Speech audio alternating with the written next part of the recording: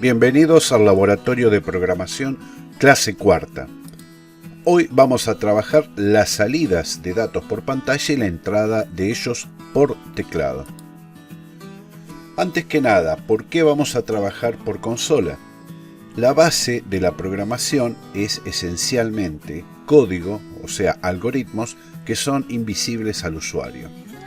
Esa invisibilidad está oculta por las ventanas, botones, listas desplegables, etc., que son la parte visual, pero lo que hace funcionar a todo el sistema es precisamente el modo en que nosotros vamos a comenzar a trabajar para después, posteriormente, en el futuro, construir interfaces gráficas. Además, se procesa este tipo de programación por consola para ir induciendo el pensamiento lógico y matemático que requiere el uso de estos algoritmos. Las salidas por pantallas se pueden dar de varias formas. Pueden ser números, pueden ser textos, pueden ser gráficos, aún en las pantallas de consola de sistema como la que estamos viendo. Fíjense que, por ejemplo, aquí tenemos el cálculo de una ecuación cuadrática, donde vemos que la variable raíz es el discriminante y es calculado mediante una fórmula que estamos observando, y eso nos va a arrojar un resultado numérico. Esta es una clásica salida de números o letras. Aquí, por otra parte, tenemos una clásica salida pero de gráficos. En este caso se plotea, es decir, se coloca un plot, un punto, sobre la pantalla, se va desplazando pero no se va borrando y va formando estas figuras. En el caso de las gráficas se requieren librerías específicas para hacerlas. El texto en C, por otra parte, es lo que estamos viendo en pantalla. Es esencialmente letras, palabras, frases y números que informan sobre las distintas alternativas del algoritmo. ¿Cómo se utilizan las salidas? Básicamente tenemos que utilizar un include llamado IOStream, que es el que vamos a trabajar a lo largo de este curso, donde se lo declara con un include, como ya vimos ahí arriba, y luego utilizamos las instrucciones propias de esa librería, por ejemplo code.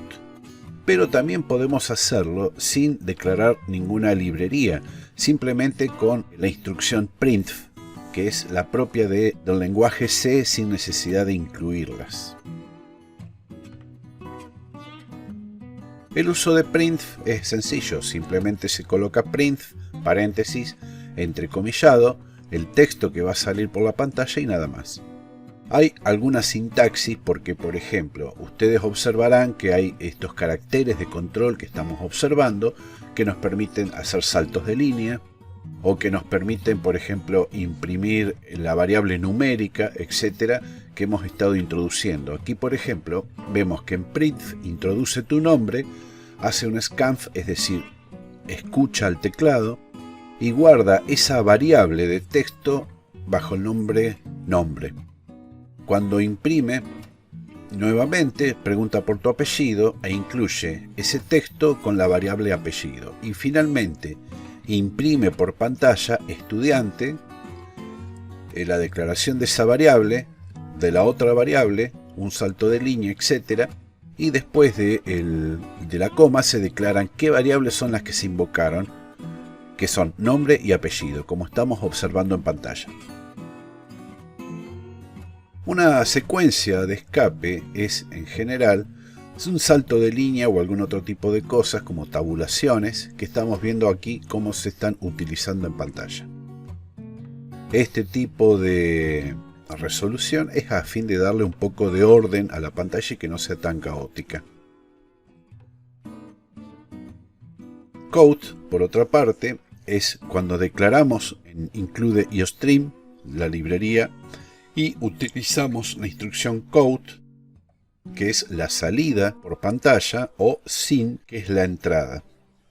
Aquí estamos viendo un ejemplo de code donde va a reproducir, utilizando los caracteres de escape, lo mismo que en el ejemplo anterior. Aquí, por supuesto, avanzamos con el scanf, es decir, la entrada de teclado, y sin, que es una parte de la librería IOStream. Entonces aquí simplemente vemos cómo funciona una y otra. En Sin simplemente asignamos la variable y en Scanf, como ya habíamos visto, había que ingresar a qué variable se asignaba esa lectura de teclado.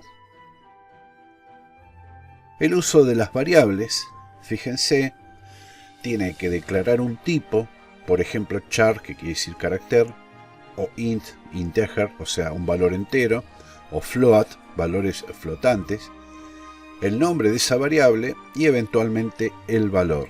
Aquí vemos, por ejemplo, que nombre es una variable de caracteres que tiene 15 espacios para rellenar como máximo, y lo mismo apellido. Por supuesto, hay más tipos de variables. El proceso para trabajar con estas variables es sencillo. Primero se declara, luego se la invoca en un scanf o en un sin, y luego se procesa y realiza lo que tenga que efectuarse con dicha variable. Y aquí hemos llegado al final de esta primera parte, de las muchas más que vendrán, donde ustedes van a ir trabajando progresivamente con todos los aspectos que tienen que ver con el lenguaje C++. Hasta la próxima.